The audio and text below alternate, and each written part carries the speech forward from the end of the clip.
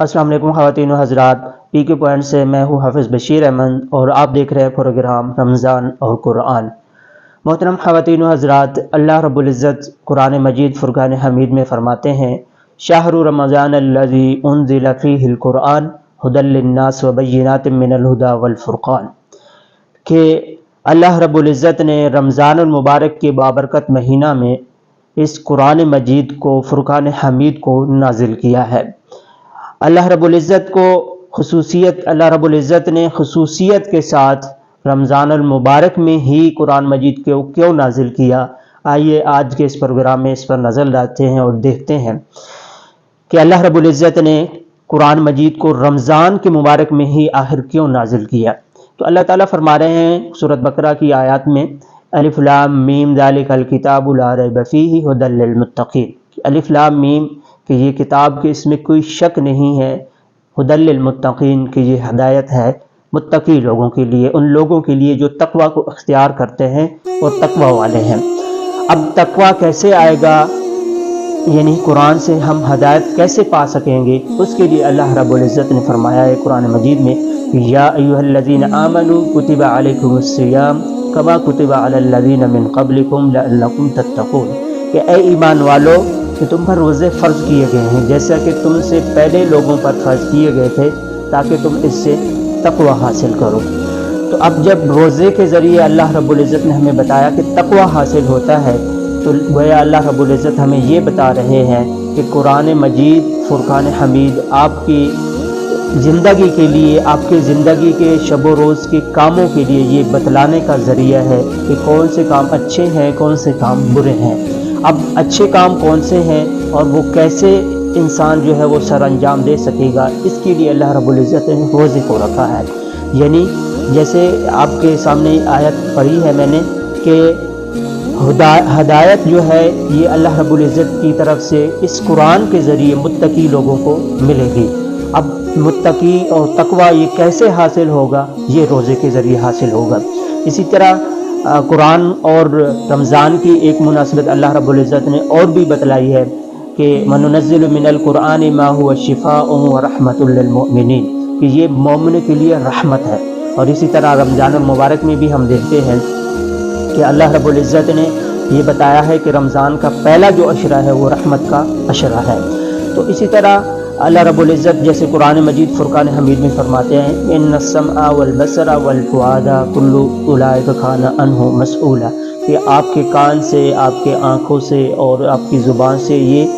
پوچھا جائے گا، سوال کیا جائے گا۔ تو اب ان سے جو پوچھا جائے گا، ہمارے ناک سے، کان سے، ہماری زبان سے جب پوچھا جائے گا تو اس کے لیے ہم نے کیسے ان کو تیار کرنا ہے کہ ہم اللہ رب العزت کے سوالوں کے جواب دے سکیں۔ تو اللہ رب العزت نے فرمایا کہ کتب علیکم الصیام، تو کتب علیکم الصیام میں اللہ رب العزت نے جہاں یہ نہیں بتایا کہ صرف انسان پر روزہ فرض ہے، بلکہ انسان کے ہر عضو پر روزہ فرض ہے۔ جیسے ہم لوگ اپنے پیٹ کو جو ہے کھانے پینے سے روکتے ہیں، تو اسی طرح ہمیں روزے میں اپنے کان کو لغو باتوں سے روکنا چاہیے،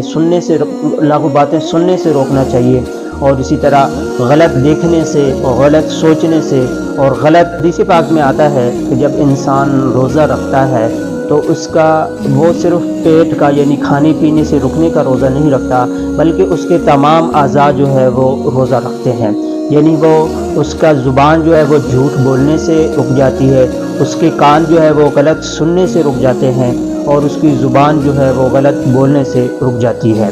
اسی طرح ایک اور حدیث پاک میں آیا ہے کہ حضرت ابو ہریرہ رضی اللہ تعالیٰ عنہ سے روایت ہے کہ نبی کریم صلی اللہ علیہ وسلم نے فرمایا کہ کوئی شخص روزہ رکھ کر جھوٹ بولتا ہے یا دغا بازی کرتا ہے تو اللہ رب العزت کو اللہ رب العزت کو اس کے بھوکے پیاسے رہنے کی کوئی ضرورت نہیں ہے۔ تو اس لیے ہمیں یہ بھی سمجھ آیا کہ ہم اگر صبح سے شام تک صرف بھوکے پیاسے رہتے ہیں تو ہمارا لیے یہ روزہ کارگر ثابت نہیں ہوگا، اور اس سے ہمیں وہ فوائد حاصل نہیں ہوں گے جو اللہ رب العزت نے روزے کے لیے اسپیشل رکھے ہوئے ہیں۔ تو اس لیے جب ہم روزہ رکھیں تو اس کے پورے لوازمات کے ساتھ اور جیسے اللہ چاہ رہے ہیں ویسے روزہ رکھیں، تاکہ اللہ رب العزت کی منشا کو ہم پا سکیں اور اللہ کو راضی کر سکیں۔ تو اسی طرح قرآن مجید کی آیت میں ہم دیکھیں اللہ رب العزت قرآن مجید فرقان حمید میں ہمیں صبر کی تلقین کرتا ہے. اللہ تعالیٰ فرماتے ہیں اِنَّهُ مَن يَتَّقِ وَيَصْبِرْ فَإِنَّ اللَّهَ لَا يُضِيعُ أَجْرَ الْمُحْسِنِينَ کہ جس نے تقوی کو اختیار کیا، جس شخص نے تقوی کو اختیار کیا اور صبر کیا تو اللہ رب العزت کیا ہے احسان کرنے والوں کا اجر کو. حدیث پاک میں آتا ہے صوم جنت، ان کے روزہ انسان کے لیے ڈھال ہے. اور یہ ڈھال کب بنے گی؟ یہ ڈھال کب بنے گی کہ جب ہم روزہ اللہ کی منشا کے مطابق رکھیں گے. تو یہ قرآن اور یہ رمضان، یہ دونوں سکوں کے یہ رمضان اور یہ قرآن ایک ہی سکے کے دو پہلو ہیں.